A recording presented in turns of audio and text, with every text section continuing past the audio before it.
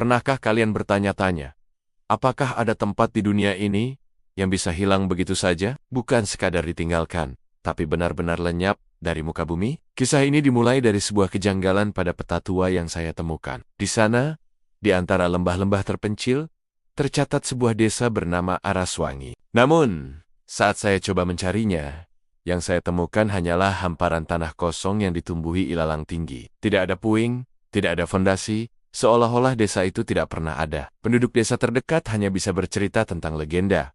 Mereka bilang, Araswangi dikutuk, hilang ditelan malam. Tapi rasa penasaran saya sebagai jurnalis jauh lebih besar daripada rasa takut. Saya putuskan untuk melakukan sesuatu yang gila, berkemah sendirian di lokasi yang seharusnya menjadi pusat desa itu. Saya ingin tahu apa yang sebenarnya terjadi di sini. Malam pertama dan kedua berlalu tanpa kejadian apapun. Hanya sunyi yang memekakkan telinga dan dingin yang menusuk tulang. Saya hampir menyerah, menganggap ini semua hanya cerita kosong. Tapi pada malam ketiga, saat bulan purnama bersinar paling terang, sesuatu yang mustahil terjadi. Saat saya terbangun dari tidur singkat, saya tidak lagi berada di tengah padang ilalang. Di sekeliling tenda saya, berdiri rami-rama kayu yang kokoh. Obor-obor menyala di sepanjang jalan setapak, dan saya bisa mendengar suara tawa anak-anak serta alunan musik tradisional yang samar. Saya keluar dari tenda dengan jantung berdebar kencang. Ini bukan halusinasi, ini Araswangi. Desa itu telah kembali. Orang-orang berjalan melewatinya,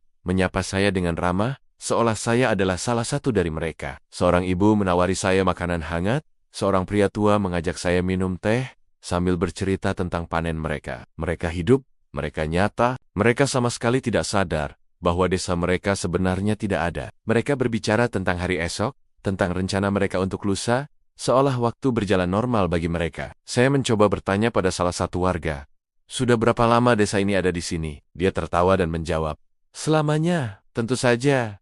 Memangnya desa ini mau kemana?" Jawaban itu membuat bulu kuduk saya merinding. Mereka terjebak dalam satu malam yang terus berulang, tanpa tahu bahwa dunia di luar mereka terus berjalan. Saya menghabiskan malam itu bergeleng-geleng di antara mereka, merekam semua yang saya lihat dengan kamera tersembunyi. Saya melihat perayaan kecil di balai desa, para pemuda menari, dan para orang tua tersenyum bahagia. Semua terasa begitu normal, begitu hidup. Tapi ada satu hal aneh. Tidak ada satupun dari mereka yang menyadari keberadaan tenda modern saya di tengah-tengah desa. Seolah-olah saya adalah hantu di dunia mereka, sama seperti mereka yang menjadi hantu di dunia saya. Mendekati subuh, firasat buruk mulai menyelimuti saya. Udara menjadi semakin dingin, dan alunan musik perlahan-lahan memudar. Orang-orang mulai kembali ke rumah mereka, mengucapkan selamat malam satu sama lain. Saya berdiri di tengah desa, menyaksikan satu persatu obor mulai padam. Dan kemudian, pemandangan paling mengerikan terjadi tepat di depan mata saya. Saat cahaya fajar pertama menyentuh ufuk timur, rumah-rumah itu mulai memudar. Bukan hancur, tapi menjadi transparan. Sosok-sosok penduduk desa yang saya ajak bicara beberapa jam lalu, mereka ikut memudar bersama rumah mereka. Dalam hitungan menit, seluruh desa, jalanan, tawa, dan kehidupan di dalamnya lenyap seperti kabut pagi. Ketika matahari terbit sepenuhnya, saya kembali berdiri sendirian di hamparan tanah kosong. Tenda saya adalah satu-satunya bukti bahwa saya tidak bermimpi. Araswangi telah hilang lagi, membawa serta semua penduduknya.